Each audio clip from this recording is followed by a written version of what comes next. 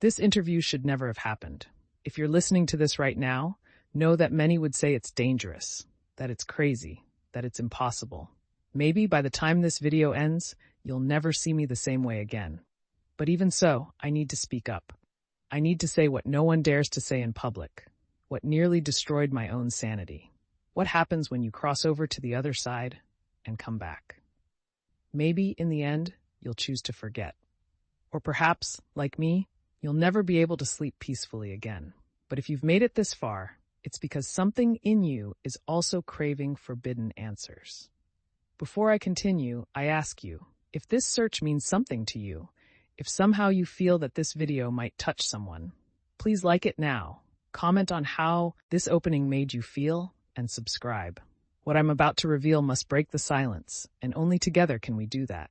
Take a deep breath, because what comes next is not for the faint-hearted. I am Sylvia Browne, and behind the books, the cameras, the predictions, there's something I rarely showed. The exhaustion of carrying voices that aren't your own, invisible glances, and a loneliness that not even a crowd can fill. For years, I smiled, waved, and delivered messages that seemed like miracles to those watching. But inside, there were nights when I wondered, who am I without all this? What if nobody needed me anymore? Maybe you felt that too. The feeling of being watched by what you don't say, of battling thoughts no one even imagines, of carrying burdens you never chose. I'm here not to boast, but to confess. So you know, the pain of not fitting in your own skin, of hearing whispers in silence, it's not just yours. And that's why today I decided to speak up. Not for fame, not for ego, but for everyone who at some point doubted their own sanity. Have you ever felt that something greater is watching you, guiding you, or testing you? Then stay tuned. This story is for you. They say gifts are blessings. Forget to mention that blessings come at a cost. Since childhood, my life never belonged solely to me. It was as if every step I took echoed in invisible corridors where others alive and dead waited for answers. I became a hostage to expectations. Every reading, every session, every hopeful face pulled me away from who I was. Have you ever felt divided? As if, with every choice, a piece of you was left behind? Over time, I started to feel that parts of me were stuck somewhere in darkness, between what I wanted and what others expected. My voice became hoarse, not only from talking so much, but from silencing what really needed to be said. The exhaustion wasn't physical, it was of the soul. And still, I kept going. Afraid of disappointing, of being forgotten, of being nothing without the gift. That is the price. Giving your all and, in the end, no longer knowing what is truly yours. I wanted to stop, but I couldn't, until the day everything changed. It was an ordinary night, or at least it seemed that way. I went to bed, expecting sleep to take over, but instead of falling asleep, I felt my body get light, as if I were floating out of myself. It wasn't a dream. It wasn't hallucination. It was real, more real than anything I'd ever experienced. The room, once familiar, dissolved into dense shadows. Time thickened, as if everything was happening in slow motion. And there, right at the threshold between the known and the unknown, a presence appeared. It didn't have a face or a defined shape, yet it was undeniable. A sort of guardian, maybe. I wasn't scared, but I felt a mix of respect and absolute vulnerability. Its eyes, if you can call them that, looked right through me, as if reading every memory, every secret, every lie I ever told myself. I felt I was facing something ancient, something that had seen thousands of souls cross that threshold. It was a silent invitation to keep going, even without knowing what lay ahead. And I did. In that moment, I understood. I had crossed into a place where there are no masks, where only what we truly are remains. No titles, no applause, no excuses. Just me, stripped of everything. And it was only the beginning. The guardian led me through corridors that weren't made of walls, but of condensed emotions, fear, remorse, anger, lost love. There, time didn't exist as we know it. There were only scenes, repeated until they became a prison. I saw a man, forever with his fingers wrapped around an invisible gun, shooting himself over and over, not because someone forced him, but because he couldn't let go of his guilt. There was a woman, sitting on the floor, hugging her knees, murmuring sorry to faces that never appeared. She wasn't being punished. She was trapped by her own shame, unable to forgive herself. I watched young people walking in circles, looking for doors that existed only in their memories. No one was screaming. The suffering there was silent, almost dignified, but deeply devastating. In that space I understood. There were no executioners, only prisoners of themselves. I realized that hell isn't fire, but repetition. It isn't punishment, but self-imprisonment. The scenes were living metaphors for what we hold on to and what we refuse to set free. Have you ever felt trapped by an old pain, living the same day, same mistake, same regret over and over? There, I understood that every soul creates its own cell and only it can find the key. The vision was so intense that I had to close my eyes, but what I saw kept burning inside me. The guardian waited. There was no rush, only raw truth. As I walked, a voice coming from nowhere, but echoing throughout the space, interrupted me. You forgot. You spent your life looking for answers, but you lost the essence. And in that moment, everything I thought I knew collapsed. My predictions, my advice, the interviews, the recognition. Everything felt distant, weightless. I saw, as if in a mirror, the child I once was, full of sincere questions, unafraid of silence. I also saw the woman I had become, fearing disappointment, collecting ready-made answers for questions that never truly came from my soul. The voice continued, "The truth isn't a prize to be won. It's a state of being. You lost yourself in words, forgotten the silence where it all begins." I felt a crisis building inside me. What was real? The Sylvia on stage or the Sylvia of now, stripped of everything? I realized that often I traded authenticity for applause, answers for acceptance. And you? Have you ever made choices just to fit into expectations? Have you ever caught yourself repeating what others wanted to hear, even when you knew it wasn't coming from your soul? There, the dissonance was unbearable. But it was also necessary. The pain of realizing that sometimes we lose ourselves trying to please the world and forget to listen to our own soul. I cried for the first time in a long while without shame. It was in that crying that everything began to change. Suddenly, I was wrapped in a light that didn't blind me, but embraced me. Shapes began to appear, not with faces or bodies, but like presences that communicated wordlessly. They were elevated entities made of pure awareness. They didn't ask questions, nor did they offer answers. It was as if they were transmitting whole blocks of meaning directly to my being. I felt a wave of deep understanding. All the fear, all the shame, all the need for approval were just veils, not reality. Images from my life passed before my eyes, not as judgment, but as an invitation to understand. The entities showed me that everything I ever searched for outside had always been inside me. The fame, the gifts, the doubts, everything was part of a learning process, not a fixed destiny.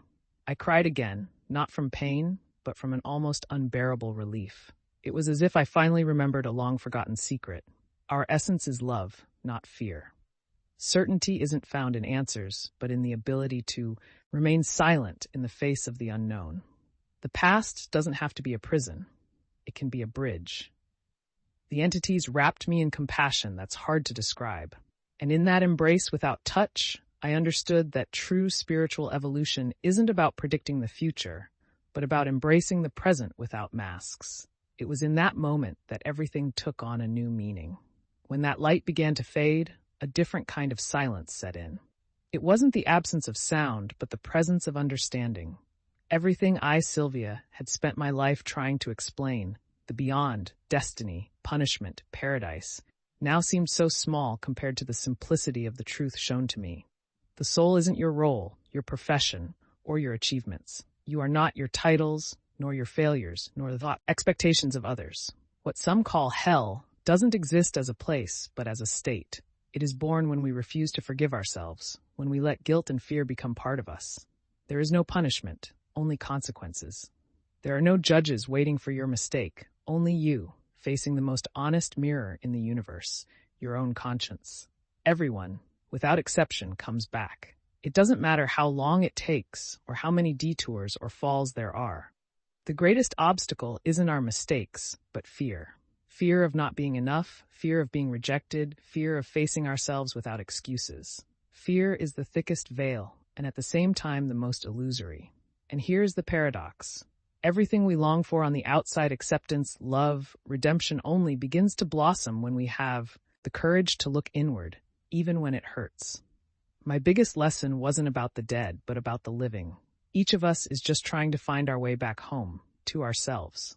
And you, have you ever allowed yourself to silence the noise of the world so you could listen to what your soul is saying? Maybe what's missing isn't an answer, but a moment of truth with yourself. When I returned, I was not the same. The world was unchanged, but I was no longer the Sylvia of the stage, the predictions, the spotlights. I realized that predicting the future isn't as important as transforming the present.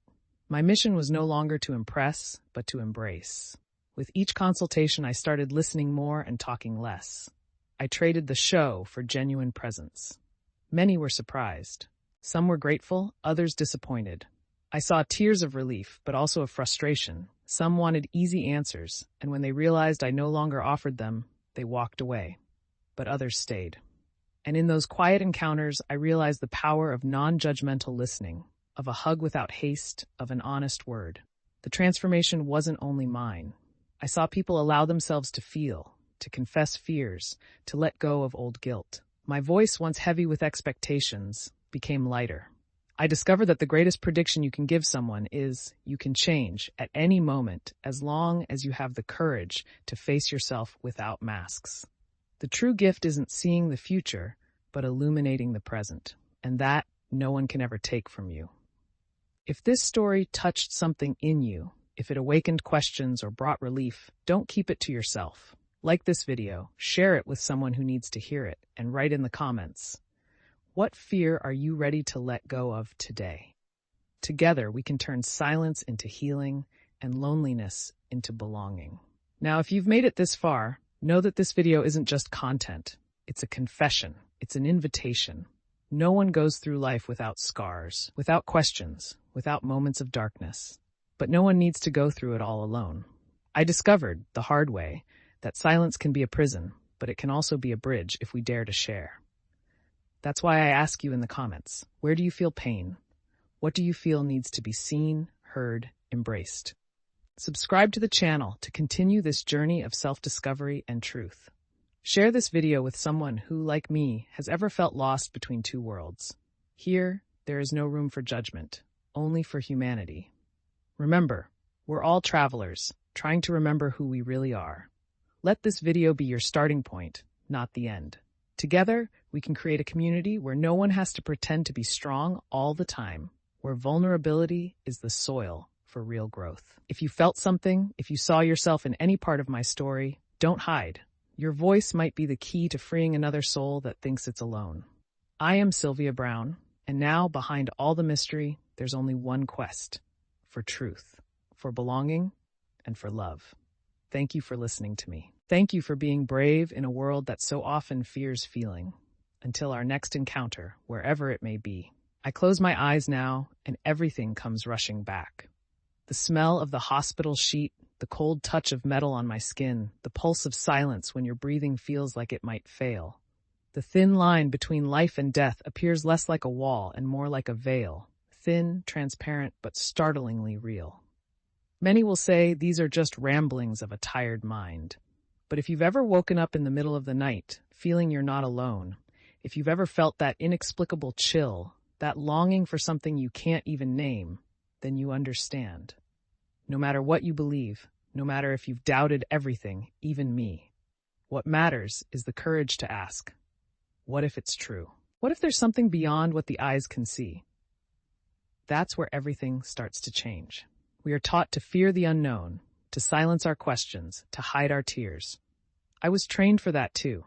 But today, when I look back, I see that every pain, every loss, every silence was an invitation to dive deeper, to shed our armor, to be less about having answers and more about asking questions. And ironically, it was on the edge of death that I finally started to live. You know, people ask me, Sylvia, what do you regret the most? And I answer, without hesitation, regret every time I pretended not to feel. Every time I hid my fear, smiled just to please, said what they expected, even when my soul screamed the opposite. The biggest regret isn't making mistakes. It's staying silent. It's not having said I love you when you felt it.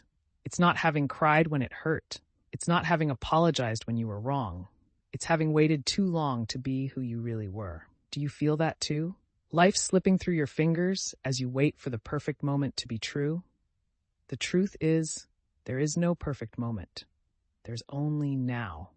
Only now. And it was in this now that I found the other side. There was no past, no future, just the eternity of a single moment. And in that moment, everything made sense. If you could see yourself as I saw me, stripped of titles, labels, fears, you'd only see light. Light with all its shadows, with all its scars. Because even pain has a purpose. Even fear has a lesson. Even silence has a voice. I came back from that place not to prove anything to anyone, but to remind you, you are not alone. You never were. There's a crowd of hearts beating along with yours, even in the deepest loneliness. And on the other side of fear, there's a freedom that no words can describe. What stops you from crossing over is only the idea that you must earn love, that you must win acceptance, that you have to be perfect to be worthy of existing. But none of that is true. You are already enough, right now. With everything you feel, with everything you fear, with everything you still don't understand. I remember the light wrapping around me, as if saying, you are loved, not for what you do, but for who you are. If there's one universal truth, it's this. We're all part of the same mystery, of the same quest, of the same journey back home. I look at you, all these invisible faces behind the screen, and I feel an inexplicable connection. Every comment, every outpouring, every doubt you share here isn't just text on the internet. It's a thread of humanity, weaving a net that keeps us together even when everything seems to fall apart. So don't be silent. Don't hide your pain, your joy, or your questions. Allow yourself to be seen. Allow yourself to be heard. Allow yourself to be human. And if someday the darkness seems too overwhelming, come back here. Read the comments. See that you're not alone. Subscribe so you don't miss the next encounters, because every video, every story is just another step on this road we're traveling together. I don't have all the answers. Maybe no one does. But I do know that as long as we keep questioning together, we'll keep living, we'll keep growing, we'll keep evolving, not into some distant place, but into a truer version of who we are. If you feel that something in this story echoed inside you, write, share. Not for the video, not for me, but for you, and for all those who are also searching for a home within themselves. Today, I'm no longer afraid to say, I am Sylvia Browne. I was scared, I made mistakes, I hid, but now I choose truth, and I invite you to do the same.